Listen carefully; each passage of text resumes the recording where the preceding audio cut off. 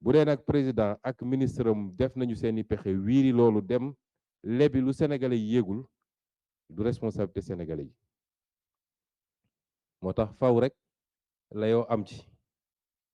ndax dañoo lor réew mi lor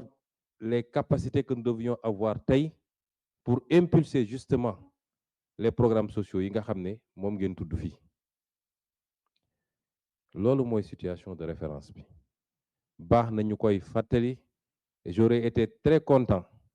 bu ma déggoon doyen bi mu waxee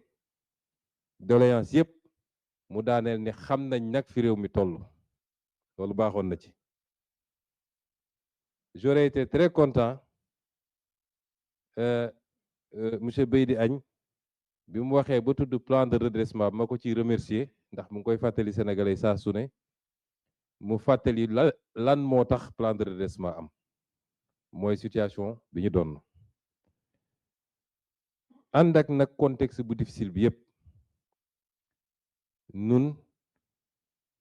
xam nañ li tax sénégalais yi andi ñu fii